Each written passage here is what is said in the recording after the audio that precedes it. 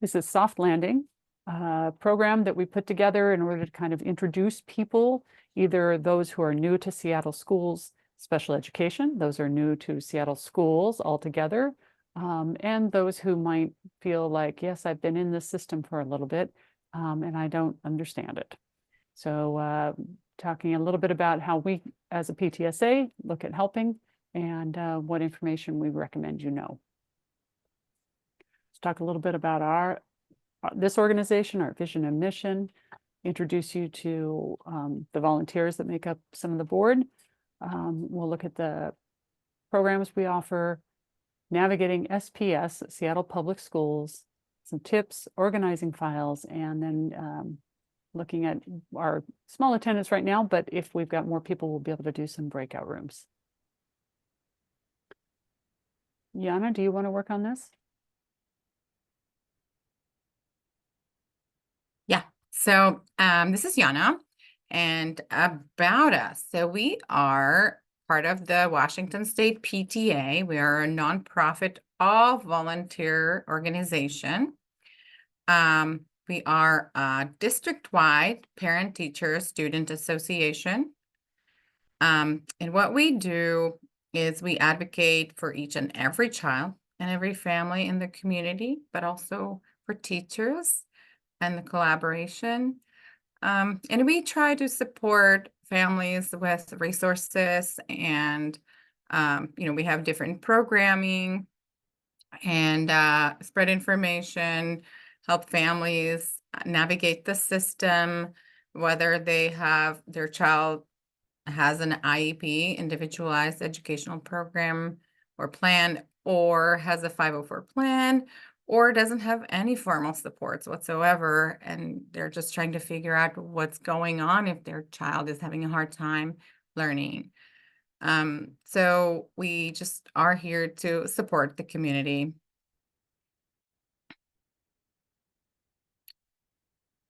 Our vision is to support the development of inclusive schools for students with disabilities, like I said, whether they have formal supports or not. And this also includes educators. Our mission is to assist families, build bridges, partner with parents and educators, and with the district, of course. Okay, so I'm just gonna I think what I'm gonna do is introduce myself and maybe introduce those who are not here. Other than that, we're gonna try to have people introduce themselves. So I'm Yana Parker. I am a current co-president of Seattle Special Education PTSA, and I have 2 students with IEPs in the district, one of which is graduating in 37 days, and we cannot wait. And the other one is a 7th grader, and we are in West Seattle, so we are in Pathfinder K-8. And I'm just gonna pass it to Sherilyn. You already introduced yourself, but you're welcome to take your turn. This is Sherilyn. I am co-president. This is the 2nd year I've held a president title, and so my term will be ending. I've been with the board for about 4 years, 4 fun years through the COVID times. I've got a 19-year-old in the transition program, and so for those of you who have a younger child, you may not be familiar with IDEAs, the Individuals with Disabilities Education Act, support through age 21. And just have continued to find what I have found working with this PTSA is that whatever my experiences have been, and they've been not, I won't say they have been smooth, but they haven't been tumultuous, really difficult. I really appreciate how challenging this can be for other families, and would love to see what we can do, what I can do to make that easier.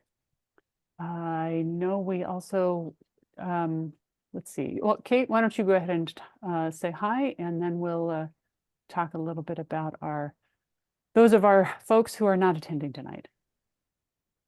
Hi, this is Kate. I am Kate Campbell. I'm the communications chair for Seattle Special Ed PTSA. And I have a first grader who is in the process of entering the special education system. Do we have anyone else here tonight from the board? We had Mel logging in. She texted me that I don't know how the technical part of her logging in is working right now. So I'm gonna skip her because she's coming in. And I'm just gonna say other board members include Carrie Beeks, treasurer, Rosario Sethi, secretary, Catherine Muth, membership, Laura Marie Rivera, fundraising.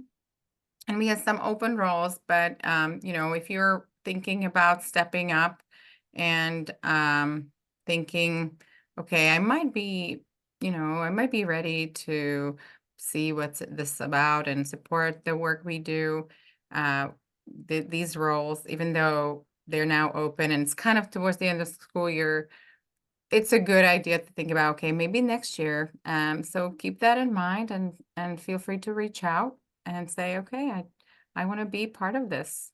So I'm going to, is Mel in? Mel, do you want to introduce yourself?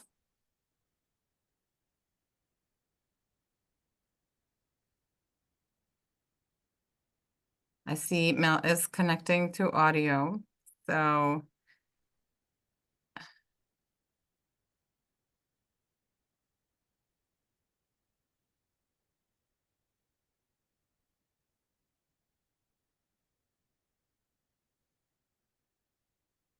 okay. It looks like Mel is having some trouble. So I'm going to go ahead and No, introduce. I'm here. Hi. Hi, Hi there. Hannah. Hey. Go ahead. Hi, guys. So meet our team. Hi, Mel Spiker. How's everybody? I am, can't see who's here right now, but glad you're here, whoever you are. And I am the vice president of Seattle Special Education PTSA. I'm also on the advocacy committee. I mean, sorry, not that. I'm on the oh my gosh, sorry. My kid just ran by me and took all my concentration. Hold on one second. Cam, don't. Just one sec.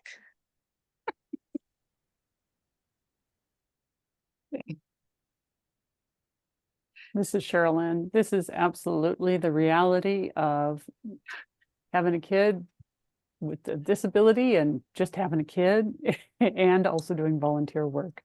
Okay. Yeah, he's using a bunch of he fixed the rototiller and now I just heard a new machine and I think he got it fixed. Like, just wait a minute. Okay, so Anyways, just introduce yourself, kind of like Mel, hi. why See you guys why later. you're I'm doing giving a this work. presentation tonight. And I'm doing it because I want to help people and make people feel more involved with their kids' education. That's it. Thank you. Okay, so next slide. The committees that we have are legislative advocacy, which also Mel Spiker chaired this year, in addition to being a VP, a family and community engagement, fundraising, membership, and we've had racial equity and inclusion, not this year, but next slide. This is Sherilyn. I did some updates on this slide. I realize our communications is not on there. That's an important one. Yep. And yeah, racial equity and inclusion is a part of the intersectionality of disability as such, that disabled BIPOC, or as this is Asian American and Pacific Islander Month, also, you know, or Native American families deal with a lot more than just disability. And so we look at that as an opportunity to work with people and help support advocacy on behalf or with other organizations.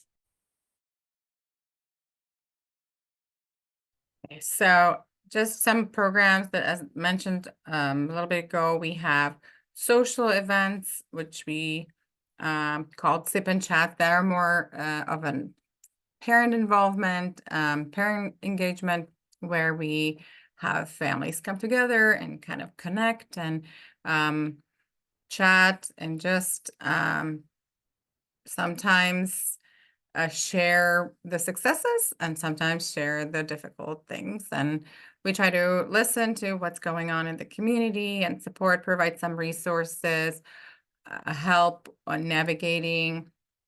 And we share our concerns with the school board and with the district from what we hear.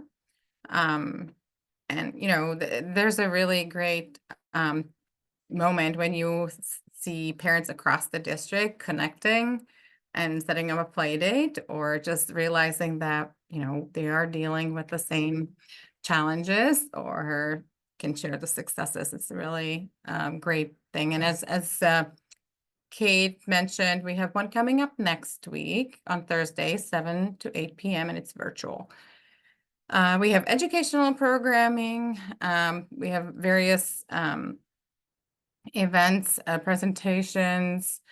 We have a reading room and on our website, and we have a resource page, a resource tab on our website that has a lot of great information.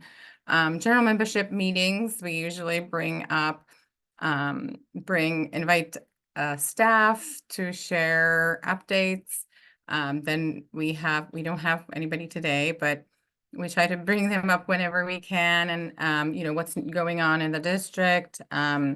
We have education during the general membership meetings or separate. It just depends. This year was a little bit unique, and us bringing most of our programming into our general membership meetings. And we, last but not least, do a lot of advocacy, not just with the district, but also at the state level and legislature, and just making changes, you know, supporting changes in policies to improve the system that we're in. Okay. This is Sherilyn. I'm going to just share our reading room that we have because I haven't, it's gotten a little hidden on our website. So just, you can see that. Can everybody see? Yes, okay. So this is kind of this was a work put together by a previous board member and a volunteer that she worked with. And each one of these are links to different books or videos.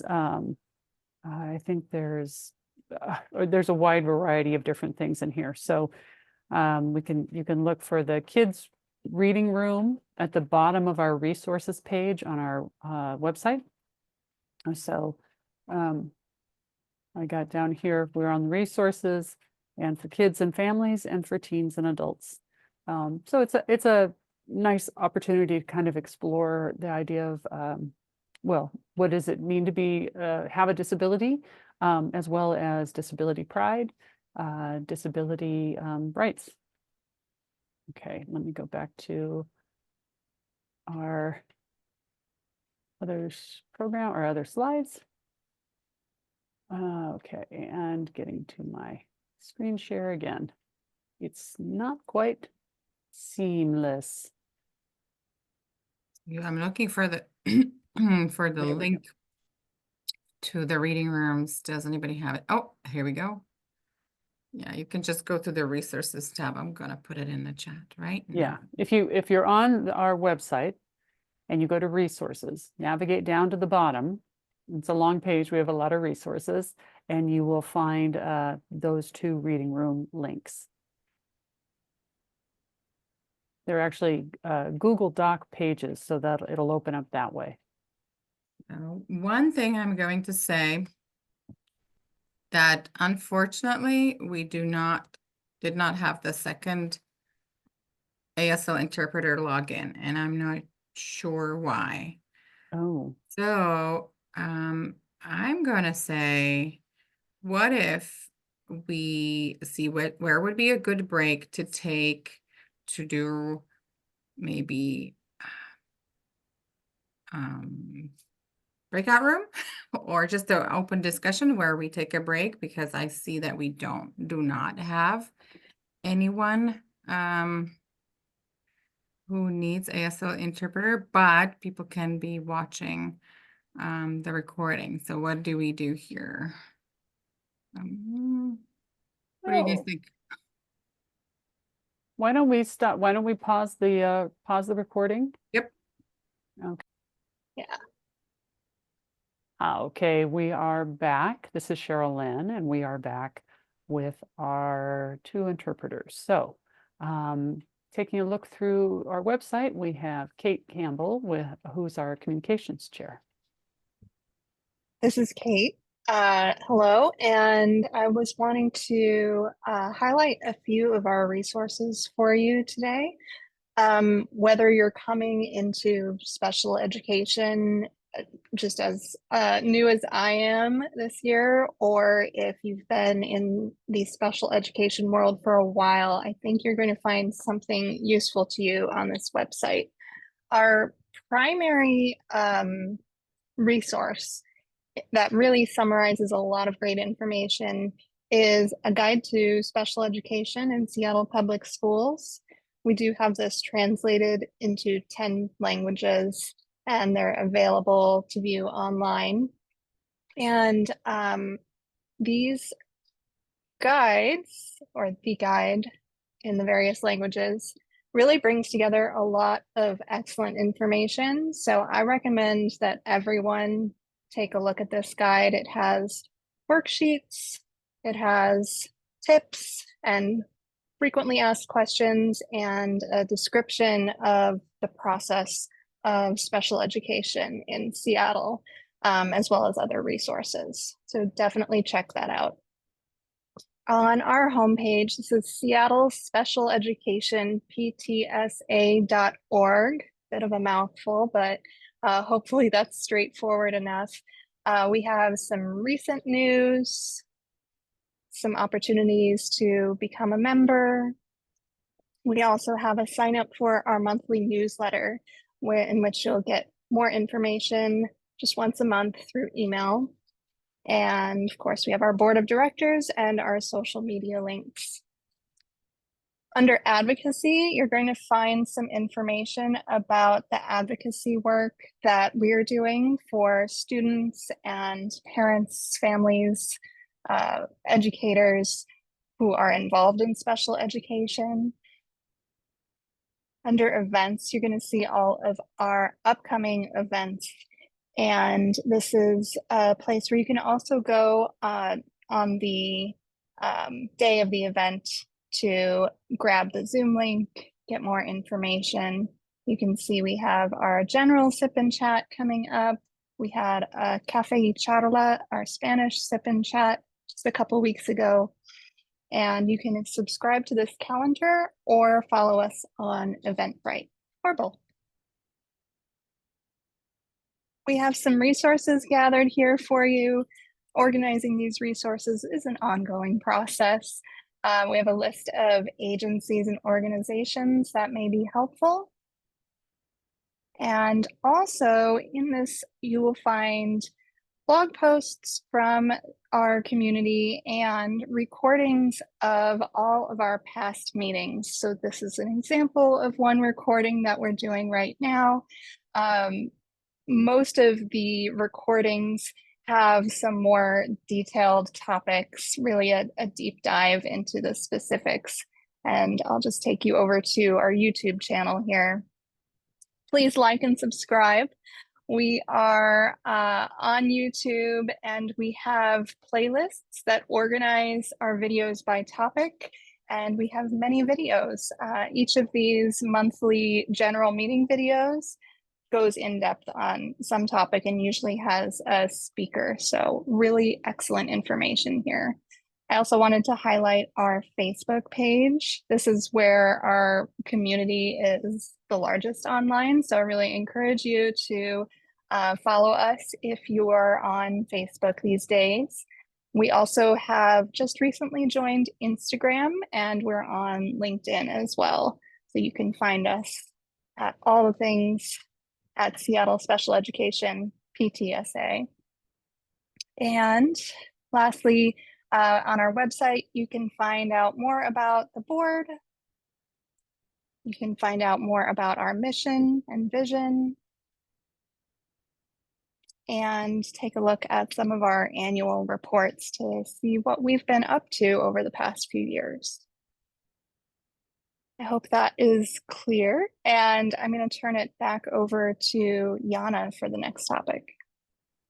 Okay. Thank you, Kate. That was great overview.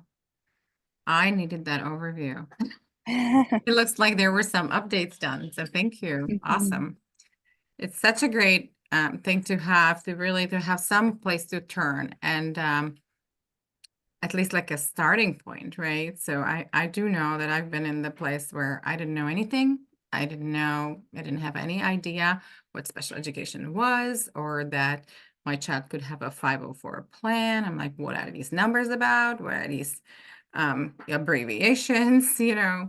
So I really appreciate all the work that has gone into the website for sure. So I think that the next one that we have is how we navigate Seattle Public Schools. Who is who sort of thing, right? So I don't know what you meant by student introduction, Sherilyn, but so, oh, I see. Okay, so I think what's really good piece that we have in the guide, that when you look at it, it might be almost better to look at the guide. Let me see if I can grab that. Unless Sherilyn's going to be really fast. She's really fast at this. So one of the pages that the guide to special education that we have shows is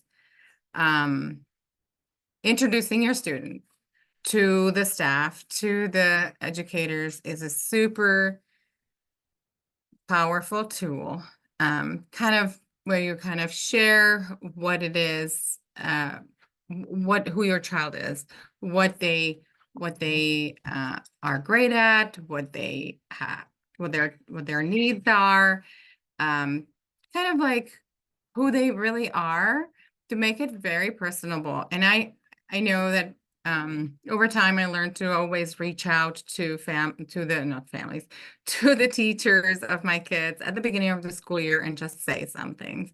And I think one of the pages that in the guide shows you kind of how to do it, and it's a great personalization of that. You're not just the parent an email away, but you know that you are an involved parent. And here's kind of, I approached it as like I'm giving the educators manual to my kids, and I'm showing them, hey, I'm here, and I'm here to support you in supporting my kiddo. So please reach out when there are challenges. Please reach out, anything you need, right? And that helps building relationships with your educator, with your kids' educators, is a huge piece of collaboration and just establishing trust, going through the process that can be really hard when there's evaluations and then, you know, discussions over what supports should look like.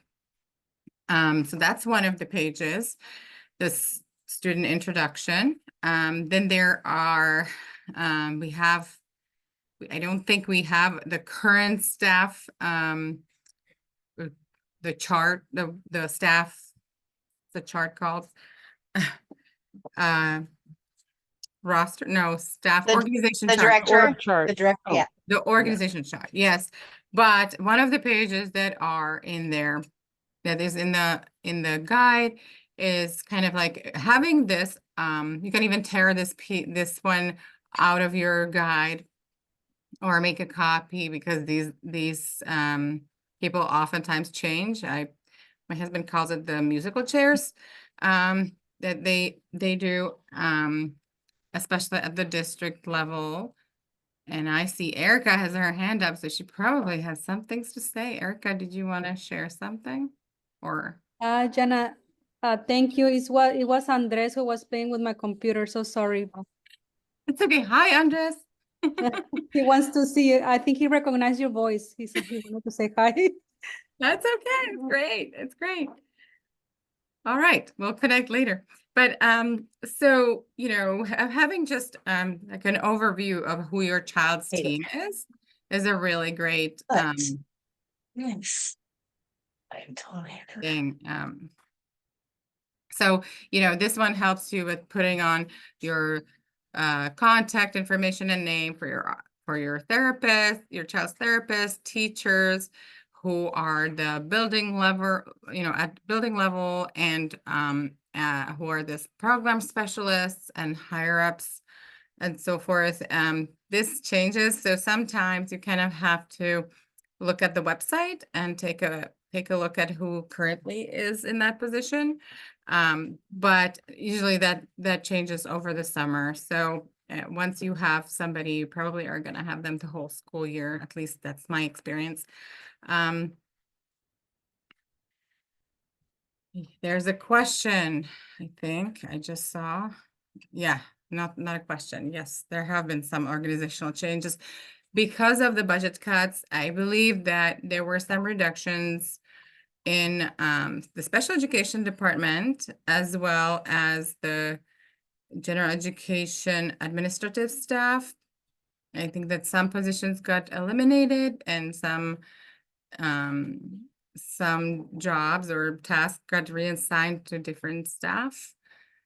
And yeah, Charlene, I see your hand up. Go ahead. There may have been some cuts. I do know that there's also been some reorganization so that the regional supervisor and the director, what was the regional supervisor and the director of schools, I think they've merged in some different ways. They may have done some different titling. So that's one of the things.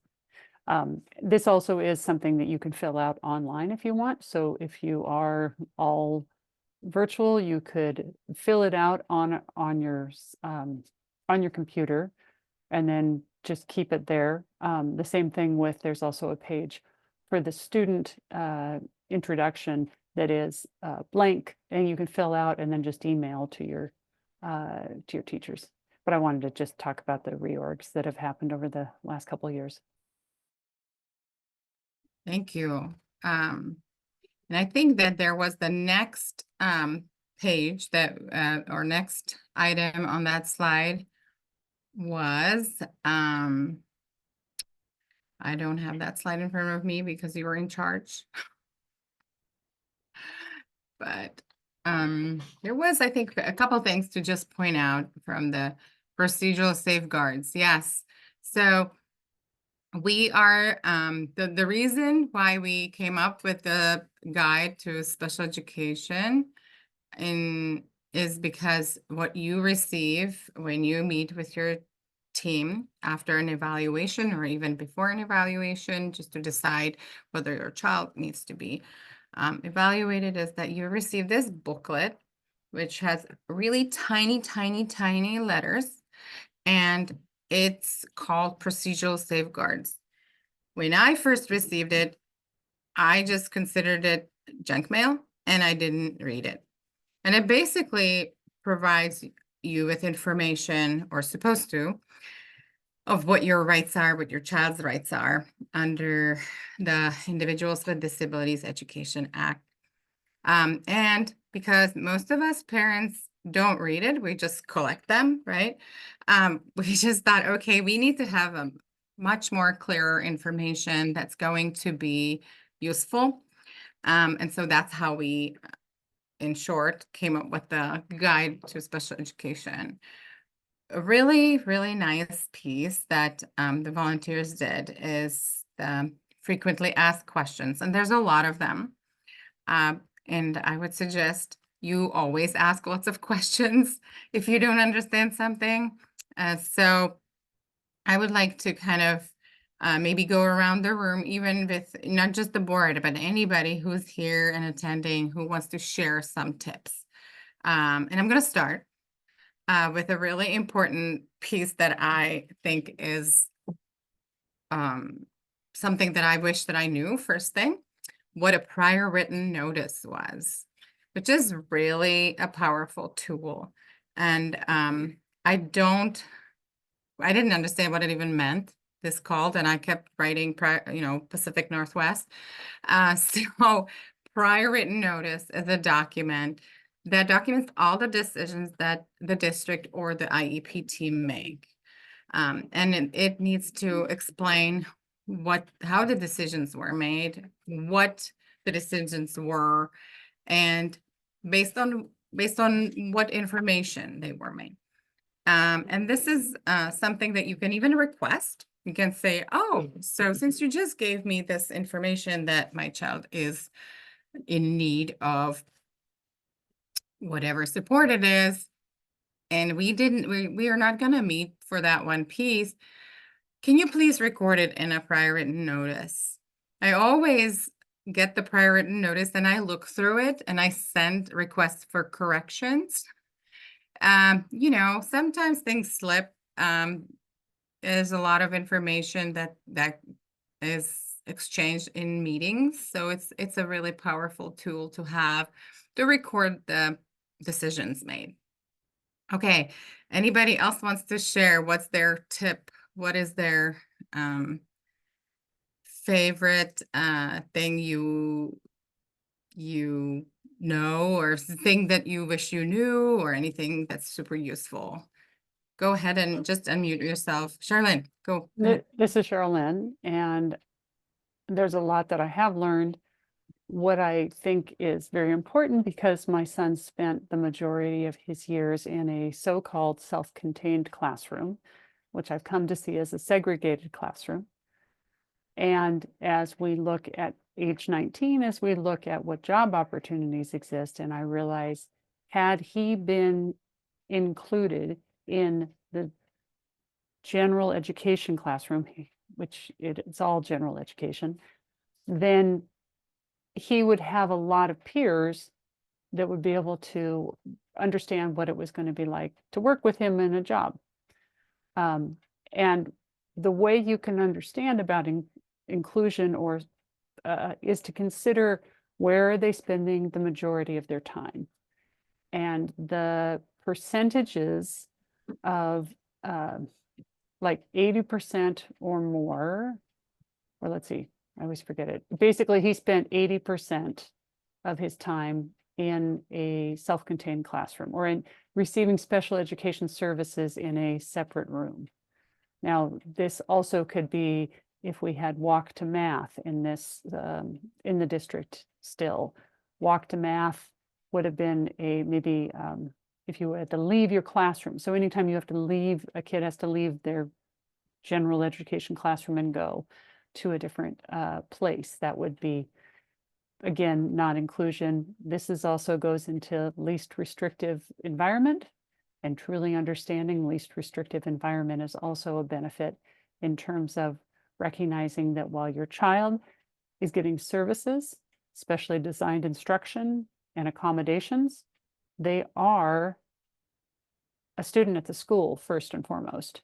And all of those things, with the right supports at the district or at the school level and the district level, can be done in a classroom that is like everyone else's classroom. So I'm really feeling that I wish I had pushed more for inclusion, and I know a lot more about it now.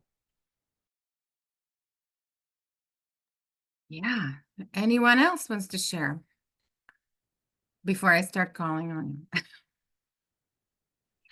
I will go, I guess. Hello, my name is Rocio. Is that okay if I go?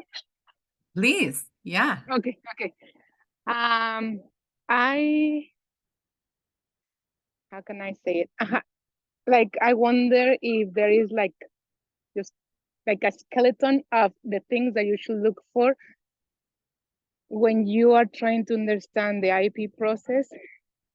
Also, how does the IEP process looks like, or what you can ask for when you are in a parent partnership program? Like, I wonder if there is some kind of like, okay, you are like something that's synthesized just to start the things that you should look for with your kid for an IEP. But also the nature of a parent partnership program is different. So I am I am kind of lost. Yeah. you. So are you just getting started? Or are you new to SBS? Are you new to the K through 12 system? Or No, we were at EU, and then we transfer with the IP. We transfer advocating for the less restrictive environment, which at that time I don't know if they still call that, but it was access. So we asked for access. We went to one school by accident. I don't know, something happened there that wasn't our school. Then we went to our neighborhood school, and at the end of the school year, even the recommendation was go to focus, which I don't believe in that necessarily. I mean, for me, no, I don't say that. It doesn't, I'm looking for the less restrictive environment. So anyways, I'm familiar with the school district. We have had an IP for the last 2 years, but we have been out of the regular schools and joined the parent partnership program in the last 2 years. No, I'm sorry. Rocio, how is that? In the last 2 years, we've been in the parent partnership program. So we have been in the school district for 2 years. Sorry, my English. I'm trying my best. no, you're fine. You're doing great. And my brain. And are you talking about the Arc of King County Parent Partnership Program? No, Cascade Parent Partnership Program, which is affiliated with Cascade Parent Partnership Yeah. Program. Yeah. Yes. And you like it, yeah? Yes, but also the challenge, well, no challenge, what I'm trying to learn, and that's why I joined tonight to this meeting, because it's kind of like I want to get back. I'm ready to get back, because after some kind of emotional difficultiness with the experiences that we have had at the regular school, I feel like I needed like a cocoon, like a niche, and so far Cascade Parent Partnership Program has been like that for us. At the same time, I put to the side the school has been going through different changes, and the specialty teacher is not there anymore, but there is a substitute. So anyways, I'm just saying that I kind of put to the side the IP, but I'm not, I'm kind of trying to get back to see what I should be asking for. And if there is, as you guys were sharing, like things that I wish I knew, or things like that, I guess I'm just wondering if there is some kind of like a synthesis of the things that you can ask as part of like what you need to look for in an IP, but also considering that we are in a parent partnership program, which looks different from the regular school. Yeah. I don't know if I make sense. Please let me know. Does anybody want to answer this one? I'll take a stab at it. This is Mel. Hi, thank you so much for your question. And I appreciate your being here and your vulnerability to come and understand your kids' education more so than you maybe might right now. I would say like the present area of knowledge, is that what it's called? Present level of knowledge is a good place to start in the document, just talking about the IEP document of the different parts. That would be a good place to read about, and then try and align, like if you have if you have a general knowledge of difficulties he's had in the past, or actually, let me take that back, because Yana and I did this great parental concerns letter, and that's totally, I think, where you should start. You should start with your concerns and getting those out to the team if you have them. And if you don't have them, you're just kind of jumping into the pool again, then I would say, sorry, I'm going to start my video so you're not talking to a black screen. Hi. I would say to do that, then I would jump to maybe the present level of knowledge to get to know where your kid is in the classroom, and in the whole bell curve of the thing. Yeah, that's fine. That's what I think. Yeah. This is Yana. This is a great point. So what Mel was talking about is present levels of academic and functional performance. I'm sometimes called the PLOF, or swap. Depends, if people are adding the functional piece, and which isn't always true. So yeah, so there's one thing that that I found extremely helpful for my kids, as well as working with other families, to not only let the school team know what the challenges and needs are, but also what the kids' strengths are. And I go by, my child's strengths are, and then I would go, okay, my child's academic challenges, academic needs are, and social behavioral,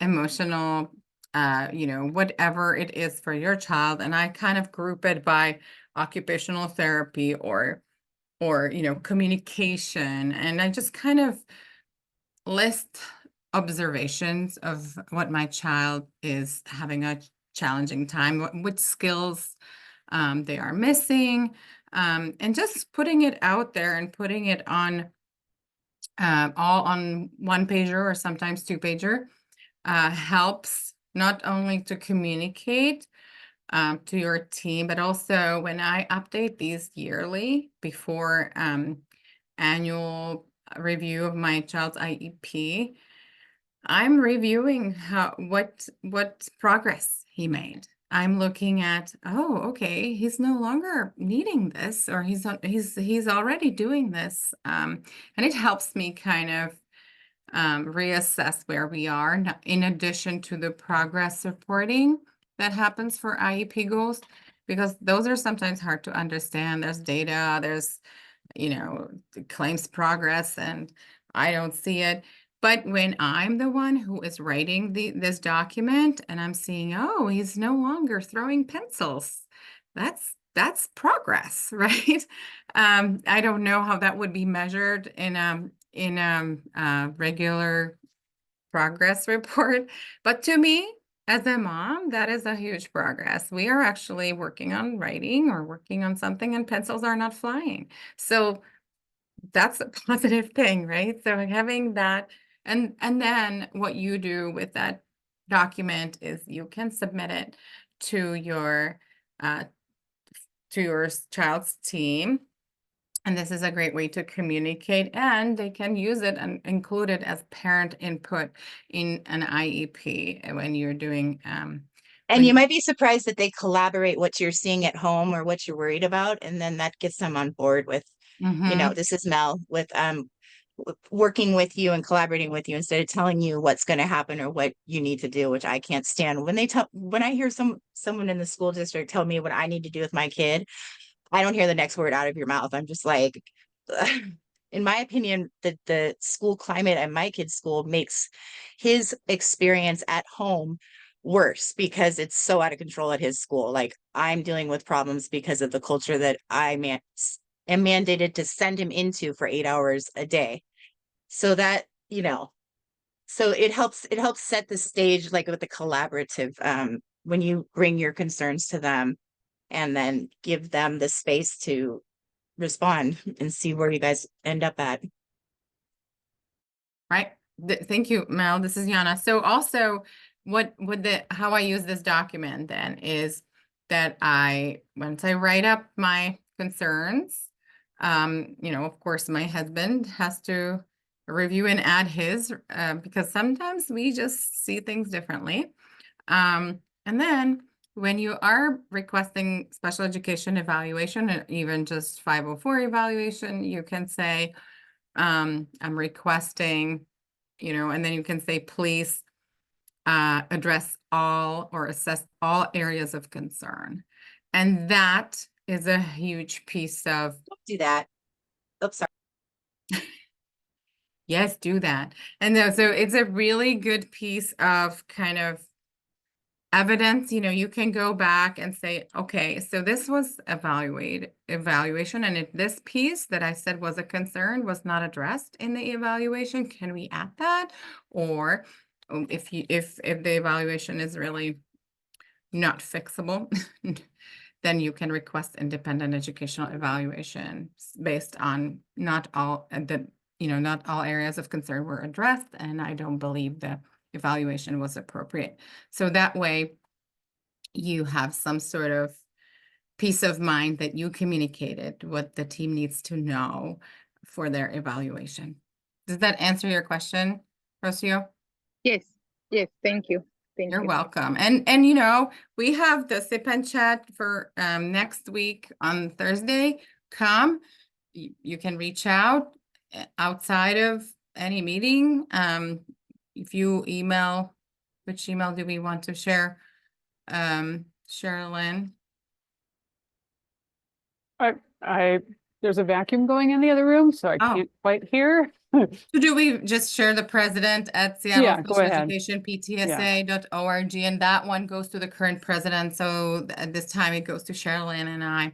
So, you know, if you need help, and we can help direct where the email needs to go and connect with you. So yeah. Anybody else wants to share any Thank kind of tips? I'll share a tip. It's really dark in my room. I don't know if you can see me. So I'm a shaman as a Quad School District. I'm a member of the Seattle Special Education PTSA. My daughter's 11. She has autism. She has not been in school in quite a while, and I don't get any kind of advocacy help. But what I do know about the procedures is something that's not in the procedures. It's actually not written in there, but it is a state regulation that your IEP team, including yourself as a parent, can make agreements in writing over email without calling an IEP team. If your team, if it's something maybe super general, super easy, something doesn't require an active Congress and, you know, multiple meetings and something that you think that would be doable over email, you can, as a parent, request that the IEP team can do a consortium agreement over email. And that will saved me. Well, it didn't happen, but in my case, but it should have. It would have saved me 60 days of pulling my hair out and trying to meet on a mutually agreeable time. So in generally in a perfect world, on something that was really easy and didn't require an IEP team meeting, you could write it in an email, have the IEP team agree to it without calling an IEP team meeting, and it will go in the IEP. It will be part of a legal document. So that's my 2 cents there. In a perfect world, that's how it should work. This is Yana. This is a great point, Michelle. Thank you. Yeah, sometimes it's so hard to put together the whole team, right? We have, especially if you have multiple therapists and teachers, and you know, you need a supervisor and to make decisions about district's resources, and then chase down another, you know, private provider that you want in the meeting to help you advocate. It can be a lot. So there could be something that the team agrees, and if the district agrees with the parents agree with the district, changes can be made without a meeting, and amendments can be made without reconvening. Yeah, that's a great one. Thank you. Anyone else wants to share? Anyone else? Okay. All right. So I think that next one, and next we can just move on unless anybody else has you know, I just thought of a tip. Just feel free to this is super informal, so feel free to just raise your hand. Or okay, who is responsible is the next one. Who wants to take that one? Anybody? Nope. Oh, I Shirley, can speak to it. Although probably Mel could too. The tips for success are, you know, they're pretty simple. I mean, I think the longest sentence here is 3 words, and yet if you really follow them, they're going to help. Document everything. The phrase is, if it's not in writing, it didn't happen. And that's not necessarily, I'm just going to assume best intent. That's not that the conversation you had with the teacher, or because Yana was talking about a little bit about something in an IEP meeting and asking to have it put into the PWN, the prior written notice. But the documentation is also following up a conversation that you might have with a therapist, like a speech language pathologist at school, with an email that confirms what you're saying. And you can also include in that something along the lines, depending on how big it is, but it's like, if this is correct, no need for you to reply. And part of that is that just also helps build a little bit of a file that you've gotten it correct. Somebody says, oh, no, that's not what I meant. I said, well, you didn't reply to the email. Follow up, well, that's a little bit of the same. Bring a friend. We heard from Mel. Bring a friend, bring an advocate. There are opportunities to find advocates through the ARC of King County. We'll do, they have a limited number of advocates that volunteer, and you can also then find an advocate who does that has a business as a professional advocate and has a lot of knowledge. Or it's even as bringing a friend. I kind of put this a lot like if you're a loved one or a good friend has a medical diagnosis, it's so important to have somebody else sit into that doctor's office so that you can have two sets of ears listening. And a friend might ask a question you might not think to ask. Review the data.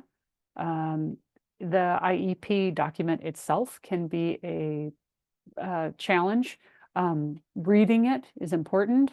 Reviewing the data of what are they saying in terms of a progress report, or how well things have done. I guess to Yana's point about the pencil throwing stopped. You can also collect some of your own data. And I know, Yana, you want to speak to that one example that you mentioned it a couple of meetings ago. I thought it was pretty powerful about how you collected data that one time. It was Which drop- time? it was This school. is I said Yana. one time. It was the school drop off. You were making notes about. Oh, yes, yes, this is Yana. So with school refusal, which happens more than we think it does, and we don't, we as parents sometimes feel like we're failing to get our kid to school when the kiddo is just not feeling safe. I think using the right language, if they're not feeling safe and comfortable to go to school, it can be struggle, right? Especially after weekend, Sunday night kind of can be a tough one after breaks, long, even short ones. So when your kiddo is refusing to go to school and you find yourself making it to school at 10:30 a.m. when the school started at 9, what I've done is I drive up to the school, make sure my kiddo is in class, and then I come back to the car and I put in the date, and I keep kind of like a track in my drafts in my email, and I would put a date, what happened that morning, what time we got to school. And I would do that for, at one point I did it for one of my kiddos for 2 whole months. And that showed that there are challenges bigger than I'm being told. So, I could show how many minutes of instruction were missed. So basically I was providing every Friday. I would take, Monday we made it to school at 10:30. My kiddo said, this was the challenge that we had that morning. And this is how he came home, he was sharing, or he was not communicating, he was crying, things like that. And every Friday I would just say, hey team, here is my report from this week. And that helped them understand what we're going through. And eventually it shouldn't take 2 months. Okay. And sometimes it takes longer, but it helped me kind of track the data to show that the impact of my child's behavioral needs, which are disability related, is great, and that we need to really address it. And, additional supports were put in place. after some time.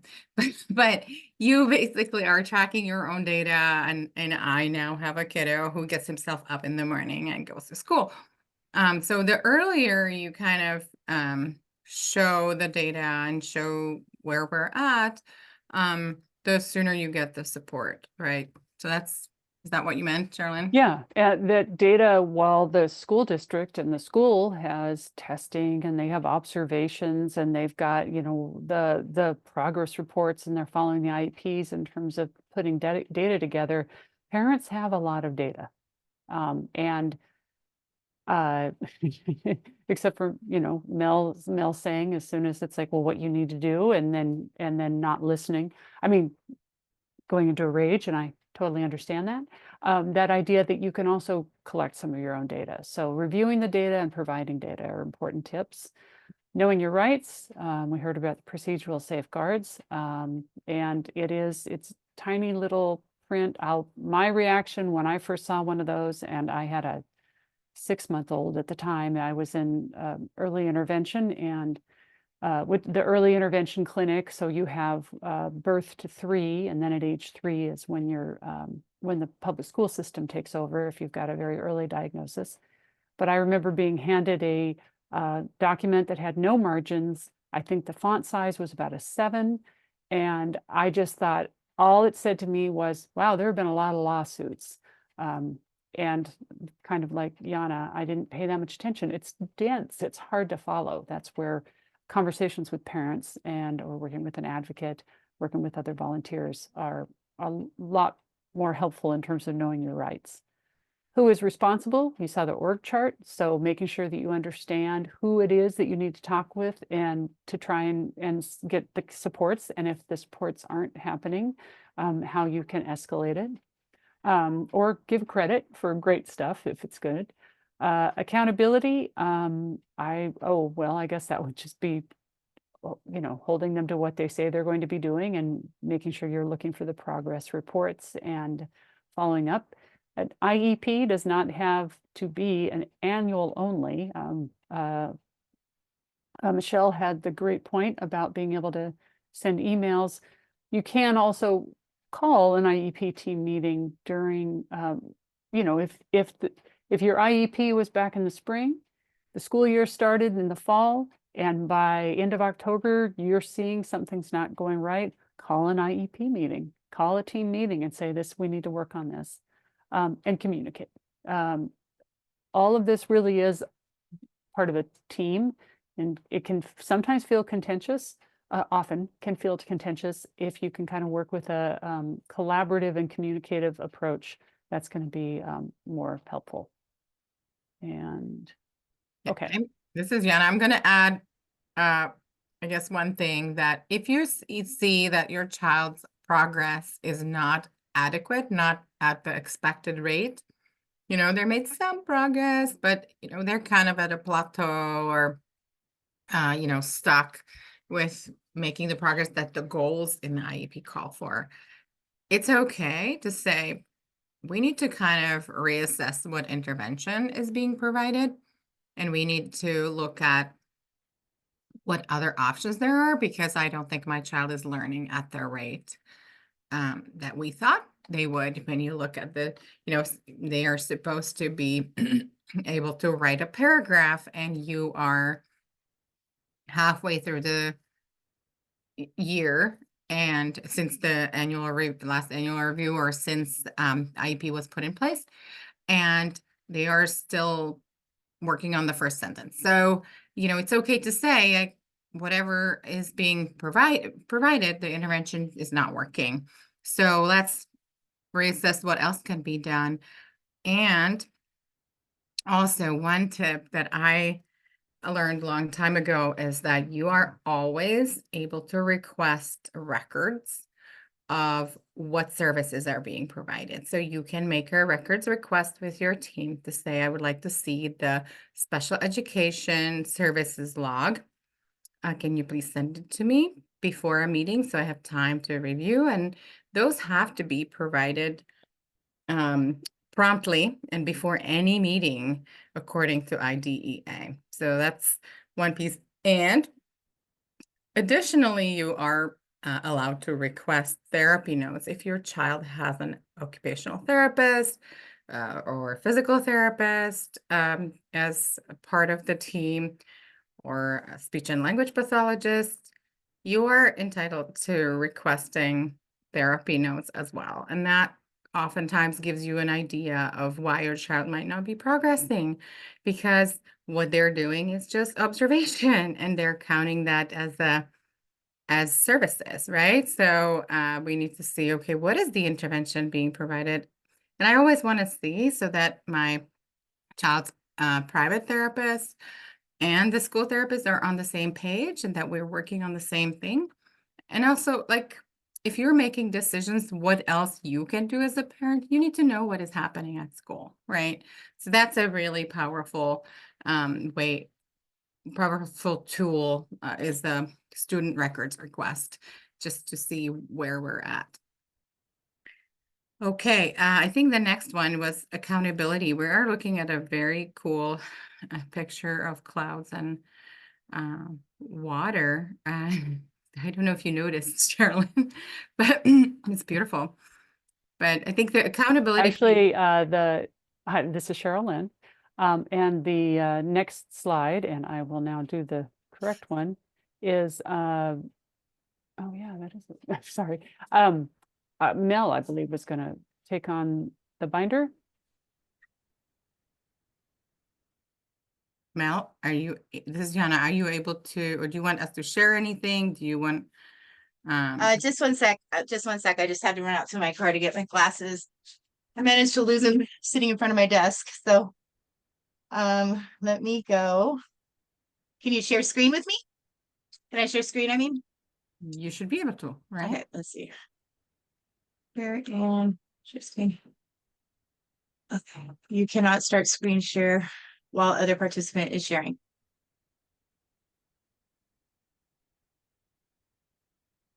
Yeah. Okay. So share screen. So this is Jana. What Mel is going to do, she's going to show us how some of the ways how you can organize your files. So it is important to keep your documentation so that you don't end up with a large pile. I'm still sorry, Jana. I'm still getting that you cannot share while we're sharing message. Okay. So that you don't end up with a large pile of papers, and you can kind of find things easier. So that, tracking, helping the team understand just how to organize your binder or files. This is Cheryl Lynn. Oh, good. Okay, great. I got it. Yeah. Okay, hold on a second. I didn't mean this We see one your to be calendar. okay. So hi everybody, thanks for coming tonight. My name is Mel, and we're going to talk about paper versus digital tonight. Basically, I just recently had an IEP reeval, like I was talking about, and it's going smoothly. So I can't say that I had like major panic attacks like I have had in the past due to not being able to find something. But this was the most digital that I've ever been during an IEP review, and it helps to have everything's digital. So I started thinking more about that and kind of thought about how I can present to anybody that might be wanting to either switch from paper to digital or learn more about paper to digital, or maybe a hybrid situation for paper to digital, that we'll do a presentation on that. So tonight I'm going to be our agenda. Hi, I'm Mel. And I have a 7th grader. He has an IEP, and since his kinder year, he's diagnosed with autism 2nd grade. And we have decided this year to change his qualification. What is that called, Yana? The service qualification that he's under? Eligibility category. Eligibility category from autism to multiple disabilities this year. And that's so that people just don't go, oh, he has autism, he's not going to do it. No, yes, he does have autism, but don't expect that my kid isn't going to do it just because he has autism. So please dig further. So that's the little tip that I learned too in this review that you might want to think about if that's hindering your kid's progress or not. Low expectations at his elementary school is what set him up for no success until the 6th grade. And now he's a B student because he's being challenged and held accountable for, in my opinion, by educators and his mom. So that's that. Oh, I'm touching the screen like it's my phone. Oh no, that didn't want to go in there. Hold on. There we go. So our agenda tonight is what is happening tonight? That's all backwards. Okay, there we go. First, we're going to have a discussion about the benefits of digital versus binder. And then we're going to do a demonstration. We'll actually go online and create a notebook. We're using OneNote to show how you might scaffold a digital IEP binder. And we'll create a notebook, add a section, and then put content on pages. And we will also make the binder available for downloads. So you can go to a link and download the skeleton that we create tonight and use it if you want to build it out for your child's use. You're welcome to do that. Okay, and then we're going to go over some resources. I'm glad that our website was reviewed. So thank you for your work on that. And there's some other resources that is going to be included in the binder. We'll just go over those briefly. And then if there's time, we'll do some questions. And so please be forgiving because I'm no expert in OneNote, but I've practiced what I'm going to do tonight and hopefully it goes smoothly. So here we go. Alrighty. Oh, maybe not. I spoke too soon. Oh, I'm in a basement, so that might be what's going on here. So here's our discussion here. So paper trails. When you think of binders, I think of actually being bound to binders. Like I have so many binders from my I have a stack of binders as tall as I am, and I'm 5'10" right now. My kid's just halfway through school right now. So the amount of paper is incredible. Does anybody hate paper as much as I do? I absolutely despise it. I love it creatively, but I hate it when it's like a documentative, like a filing system organization, have to go and know where things are. Stinks. Some of the benefits, some of the things that, well, they're heavy, right? They weigh 1,000,000 pounds. They're difficult to share information, especially when we're remotely having IEP meetings. It's hard to share a document. We're going to talk about document integrity and how that can be how you can affect that unknowingly. And they're non-searchable. Of course, you can't search for them in a digital binder. You can search, so you don't have to worry about remembering where everything is or how you thought you filed it. And they are also you can grant sharing rights. So you can share certain binders with your team or your medical provider or whoever is going to be contributing. And they're not encrypted. So, digital is encrypted. So there's some safety there as far as for PHI, for personal health information and whatnot. That might be in there. So I say boo, thumbs down. So digitally speaking, all the information is stored, I don't know, safely. I mean, now that I look at that, I should have just said stored in the cloud because God knows I don't know what's going on really with our data. I get robocalls every night. So but they are searchable by date and by text. Like you can search for SLP or you can search for the name of SBAC for the state. I don't know what that stands for. If anybody can help me, the tests that are the SBAC, they're going on right now. The SBACs. State.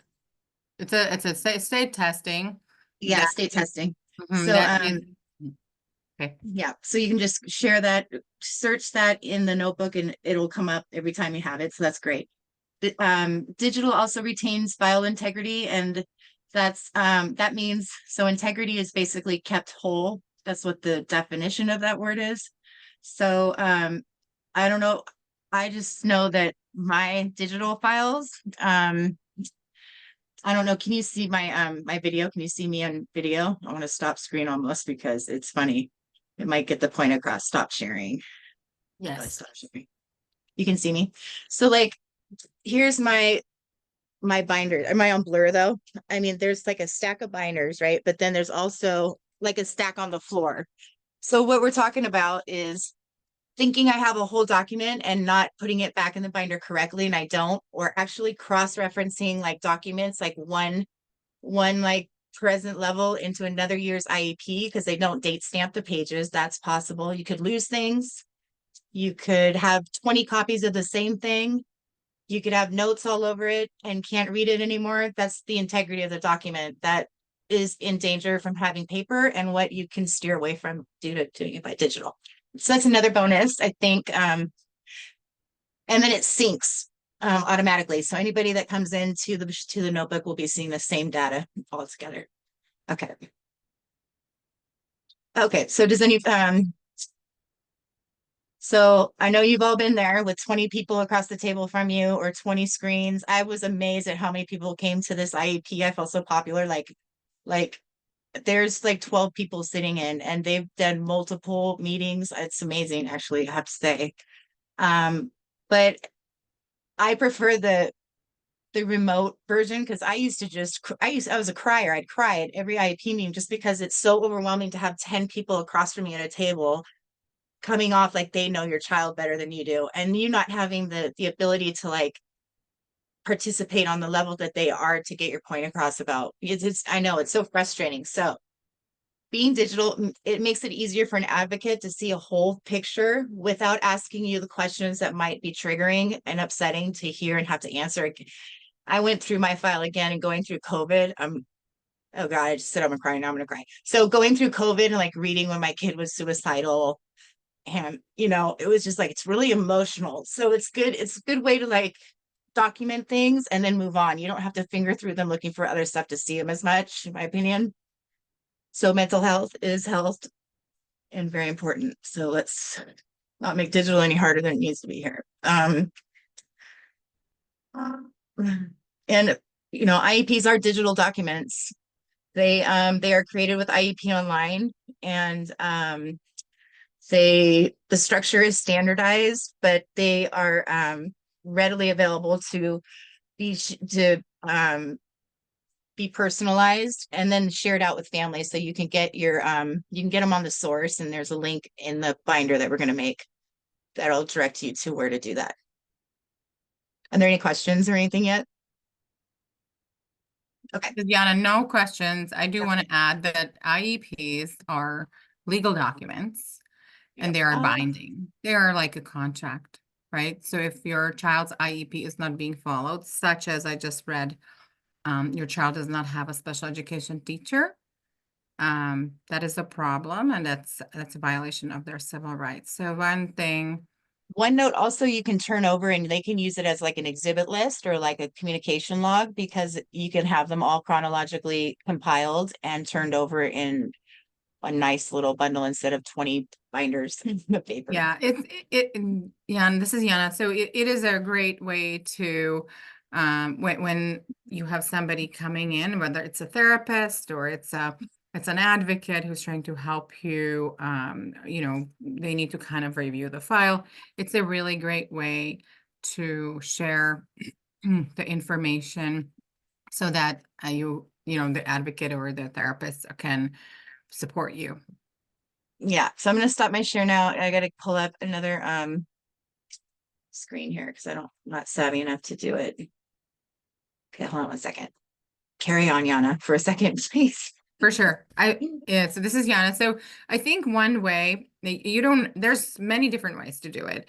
The OneNote is one way that I started to do things with the help of our advocate, and it helped me kind of see how I need to organize my child's documentation. Not just I had a binder for one kid and a binder for another, and then,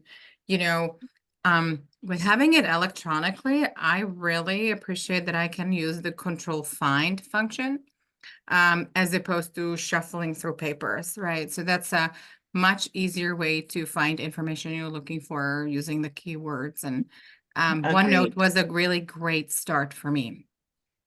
Yeah, it is a good start. And like any system, you know, keeping a file system. I used to work for geological engineers, and keeping, you know, samples or bait stamping legal documents, whatever it is you're doing, you have to put the time into in order for it to be, you know, have integrity and be useful in it.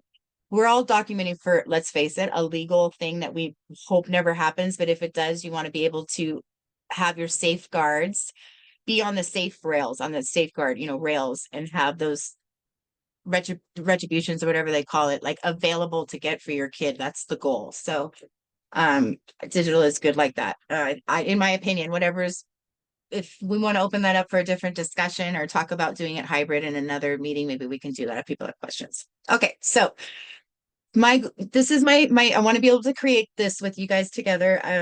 I think this is going to work out. We'll see. So OneDrive is a common it's everybody has it basically today in, is it Chrome or is it doesn't matter. It's in the cloud. So you just log into your Microsoft account in your browser, go to OneDriveLive.com and enter your Gmail address, and then it pops up. I don't know if you've used it. It'll have like some of your like your Outlook account. If you have an Outlook account, it has other things, and Office 365 is in there. Those applications are in there. One of them is Notebook. So that's what we're going to use.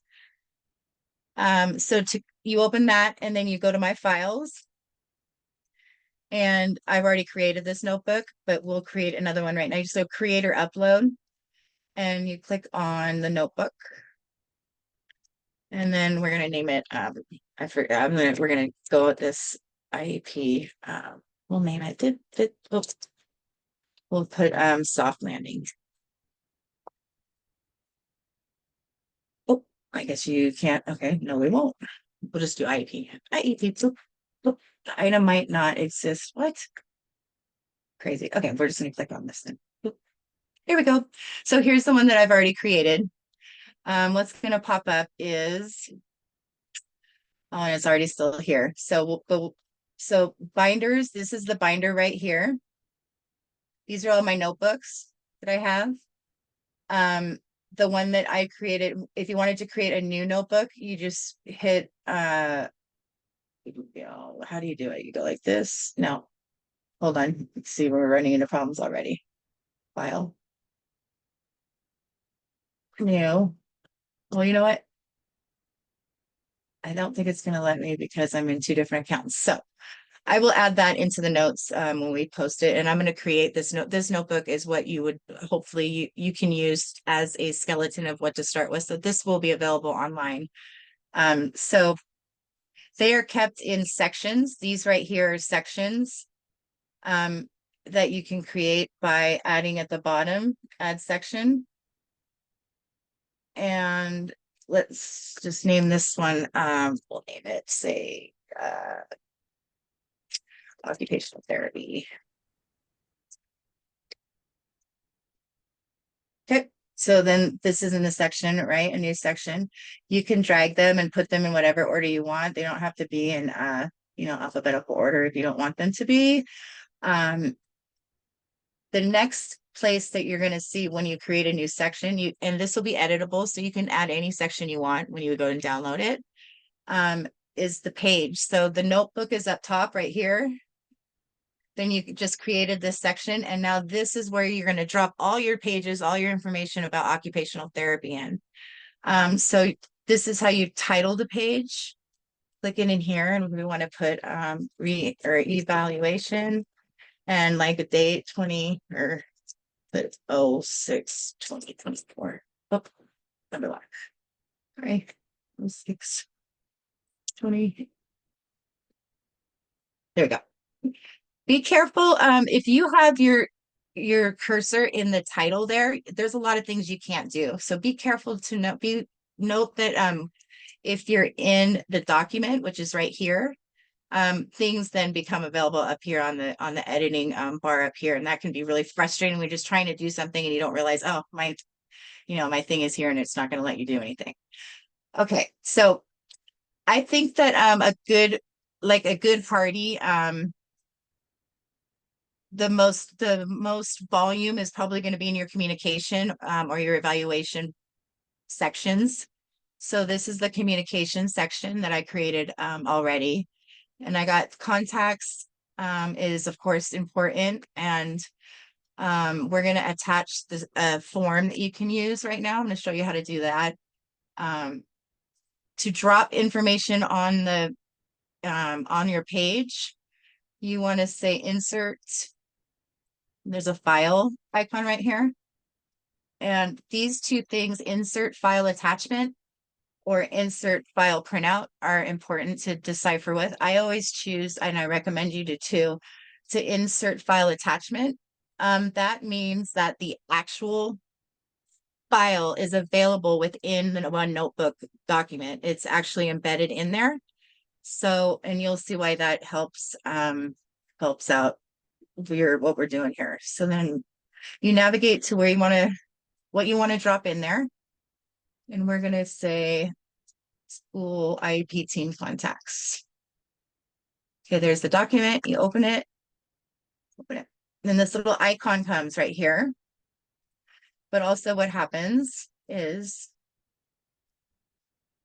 no, it didn't happen. Okay, let's try that again. Let me delete that. Oh, maybe it's just, I think it's because I'm in my basement and it's so slow. And insert file. Where is printout you want to do? I think it's printout you want to do. Scratch that. IEP team contacts. I think it's printout. That should have the actual printout too then on the.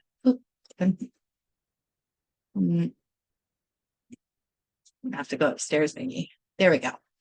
Okay, so this is the document. So then there's a printout in the document, and then also there's the file. Okay, now file integrity that we were talking about. This document here, you can actually mark up, you can draw and you can highlight, you can drop pictures in, you could do post-it notes, whatever. But the original file, this one up here, doesn't have those marks on them. So you keep your master file automatically when you drop things in under the document printout. So this isn't a link, remember, this is the actual document. And then you're just marking up the image of the printout that is underneath it. So that's kind of neat. Yeah. So there's that one. And then we have another one. So let's practice another one. Well, and these pages are infinite. You can go all the way. Where's my, oh God, it's not going to work. Oh, maybe it will. You can put as much as you want in here and print out like a billboard of stuff if you wanted to. Yep, Donna. This is, yeah, I want to say one thing that I find that you can, because it puts like a whole printout and then there's a file. You can also right click and copy it and put it in an email to send to your school, your teachers. Yeah, you can share. We're going to get to that. Yeah, we'll get to that later advocate. about how you can invite people and how you can change, like you can make certain sections confidential and non-discoverable within your notebooks so that you can keep your notes with your advocate separate from but still share the binder with the team. So that's probably when you have a little bit more, you don't want to, I've been embarrassed by sending things when I didn't want to, or people seeing things when you're like, just see that, so maybe wait until you're a little more savvy with the program to use that function. So anyway, so we're going to add this one too, because I just want to show you what it looks like when you add two things on top of each other. So now we have more space here. So there's two documents now, right? So this is the IEP team, and then this one is for the actual school building, because a lot of the times, so there's two documents in there that we added. Okay, so another page we're going to do is a school call log. And the call log is important because emails I'm going to demonstrate tonight how you can download to OneNote within your Gmail account. So you don't have to, so the call log is, the communication log doesn't have to be for emails necessarily unless you want to keep an index. But I find in my experience so far that just the search function erases that need to have to do that, because you can actually search for, you can search. So it's amazing. So I'm going to go ahead and add another file. And again, you guys can download these, and then these files will be in there for you. Or we'll make this available on our website.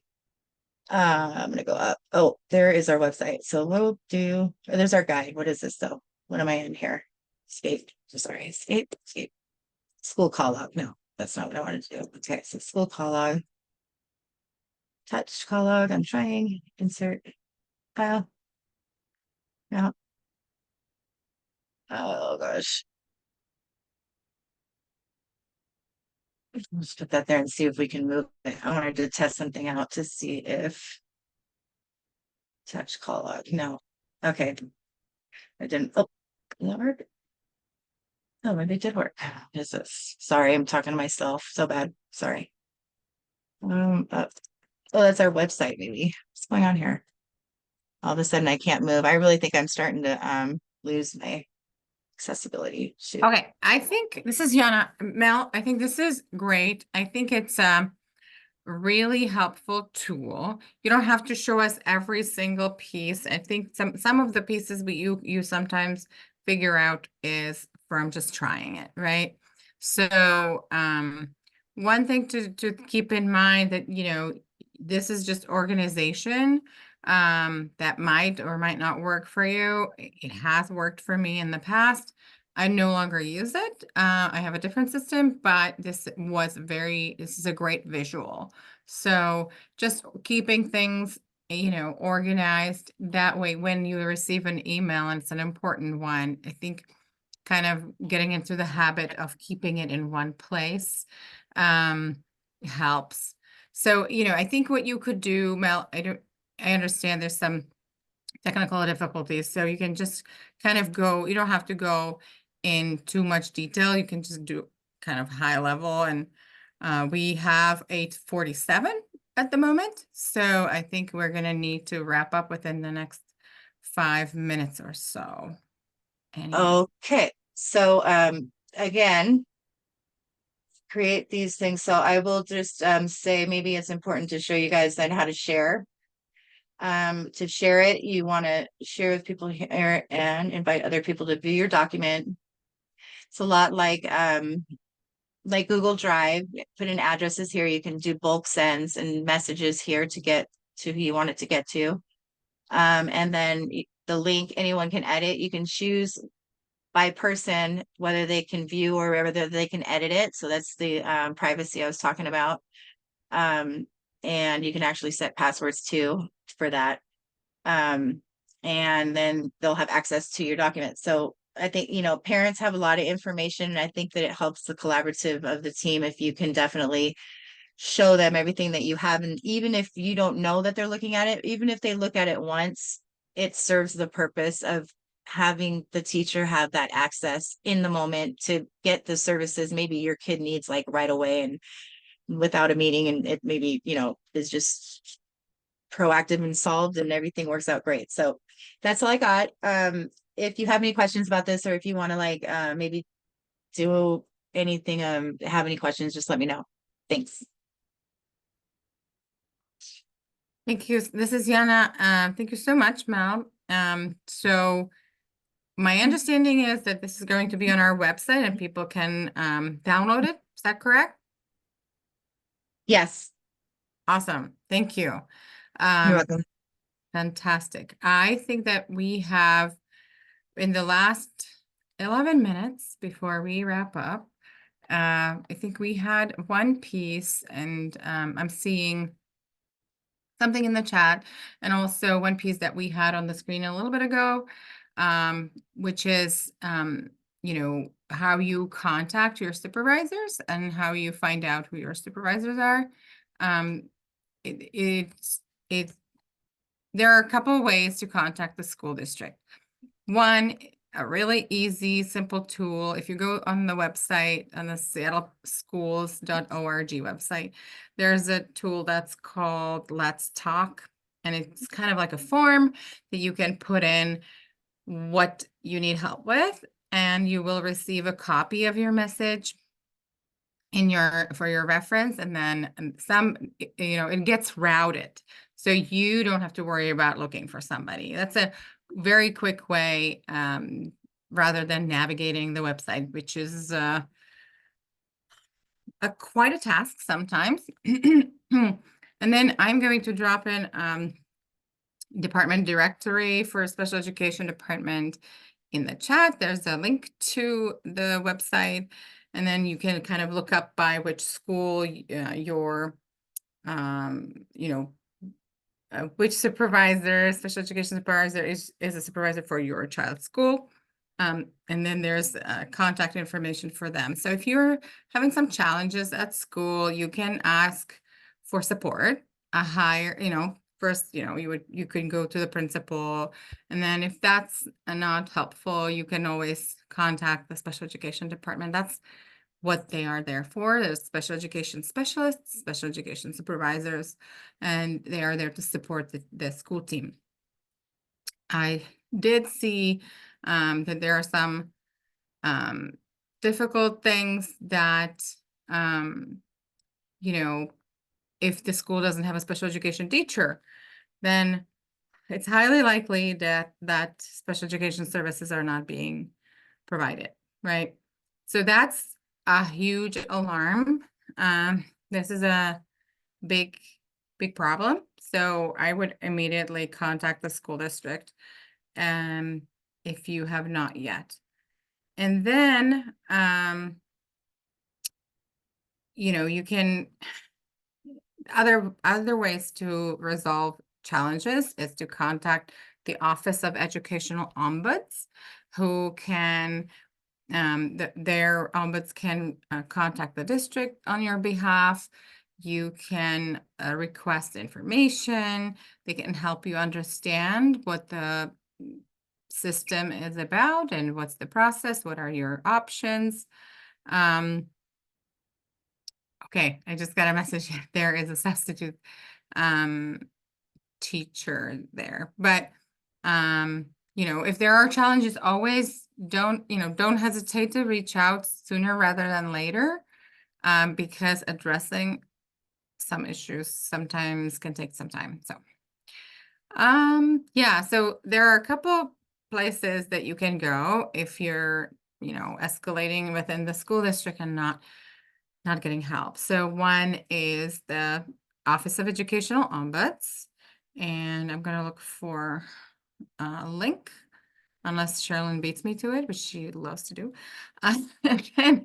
Then another one is OSBI, and there's a special education parent liaison office that you can contact and ask for help, schedule a meeting over the phone, or just communicate information with. And we'll also share that in a link in the chat. But then there are some other ways to resolve challenges, but I think these would be the two places I would go first, outside of the school district, before filing complaints and all that. Just kind of trying to resolve things with, kind of informally. It's always the first step. All right, so it is 8:53. What does anybody have any questions or anything that they want to share?